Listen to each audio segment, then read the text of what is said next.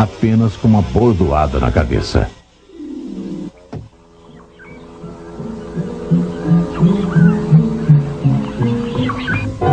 Sua descrição se assemelha muito à do pequeno dinossauro Tanystropheus. Antigos povos também contaram dos dragões que voavam. O famoso grego Heródoto, historiador e explorador, contou a respeito de répteis que voavam no Egito. Parecem-nos os ranforrincos. Ele descreveu o corpo corretamente como o de cobra e as asas como as de morcego. Na entrada de um desfiladeiro estreito mostraram-lhe muitas pilhas de ossos dos que tinham sido mortos. O folclore da tribo dos índios Sioux conta de uma expedição de guerreiros Sioux que estavam caçando durante uma tempestade.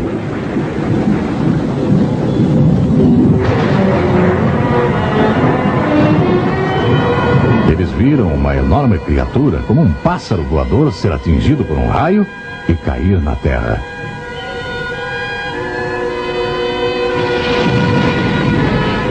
Depois de muitos dias de procura, acharam o que tinha sobrado da criatura. Ela possuía grandes garras nos pés e nas asas, e o bico era longo e afiado. Havia uma crista de osso na cabeça e possuía uma envergadura de 6 metros de comprimento.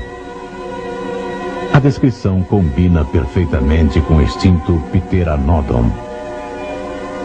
Os índios nunca tinham visto uma ave semelhante. Eles o chamaram de pássaro-trovão e tem estado presente em contos indígenas desde aquele tempo. Répteis voadores também foram vistos na Europa na crônica anglo-saxônica. E uma autoridade registrou ter visto um réptil voador próximo do Monte Pilatos, na Suíça, já em meados de 1649. Se as muitas histórias de dragões são baseadas em um pouco de fato, então os típicos desenhos de dragões que vemos hoje podem ser literalmente um desenho combinando memórias diferentes sobre os répteis enormes de vários tipos. Depois que os animais se tornaram extintos ou extremamente raros, os contadores de histórias e o povo adicionaram itens mitológicos para fazer os dragões parecerem mais maravilhosos e mágicos.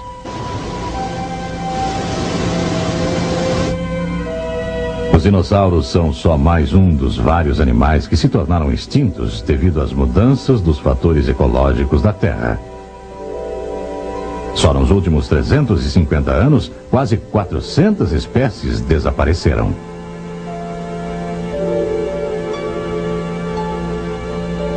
Os grandes jacarés e crocodilos agora são menores e quase extintos. E não faz muito tempo que eles chegavam a medir mais de 6 metros de comprimento. Eles estão entre os últimos parentes sobreviventes dos grandes dinossauros. Ainda existem alguns répteis imensos chamados dragões Komodo, numas ilhas da Indonésia. Eles também são conhecidos por alcançarem comprimentos superiores a 6 metros e se alimentam de veados e porcos. Quando Marco Polo, o famoso explorador, visitou a ilha de Madagascar em meados de 1290 Anno Domini, os habitantes estavam muito certos de que na ilha viviam uns pássaros enormes.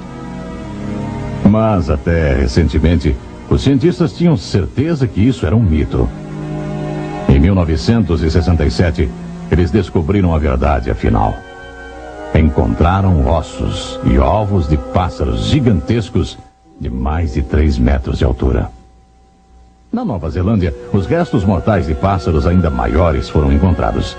Tinham sido mortos pela sua carne pelos maoris.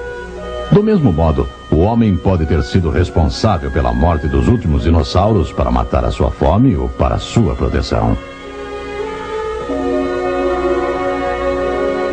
O mundo de maneira nenhuma já foi totalmente explorado. É verdade que conhecemos quase toda a sua geografia. Mas porque um país está no mapa, não quer dizer que conhecemos tudo a respeito de seus habitantes. Todo ano, os cientistas ainda descobrem novos animais. exploradores ainda estão se aventurando em áreas remotas na esperança de descobrir um número de feras intrigantes e raramente vistas. Aborígenes da Austrália contaram ter visto um animal semelhante ao dinossauro Struthiomimus. E no nordeste da Rodésia já houve relatos de um animal semelhante ao ceratossauro que ataca elefantes e rinocerontes. E relatos sobre grandes animais desconhecidos continuam a chegar de povos que vivem próximos a grandes matas tropicais. Muita atenção é dada ao Lago Ness, um braço de mar nas regiões altas da Escócia. Durante séculos, pessoas vêm contando de um ou até mais animais enormes e tímidos que nadam por ali.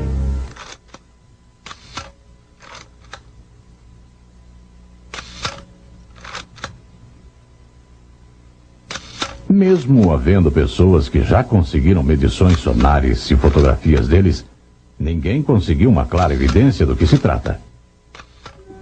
As descrições parecem muito com o plebiossauro, um tipo de dinossauro que vive na água.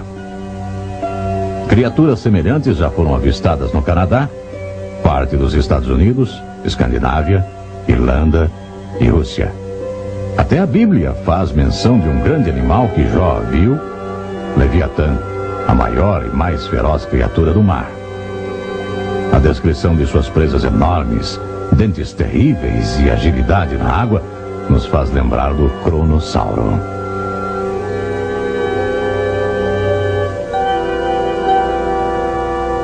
De todas as partes da Terra, navios já enviaram mensagens sobre terem avistado vários tipos de monstros marinhos. Alguns se parecem com enormes enguias. Outros se parecem muito com os vários tipos de plesiosauros. A arte antiga revela que o homem era familiar com eles por longo período.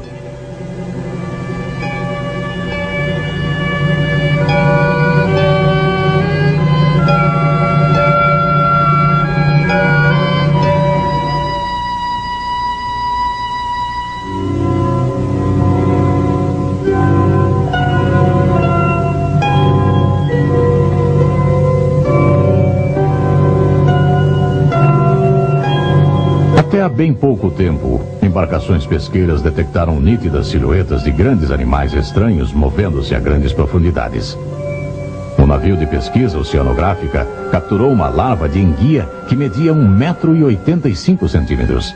A enguia adulta deveria medir aproximadamente 30 a 50 metros de comprimento.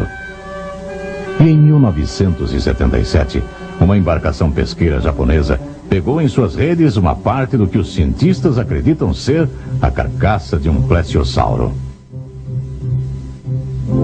Mesmo sem nos importarmos com a existência ou não de algum tipo de dinossauro vivo ainda hoje, já vimos intrigantes provas de que os dinossauros viveram ao mesmo tempo que o homem no passado. Isso a despeito do fato dos evolucionistas dizerem dogmaticamente que é impossível.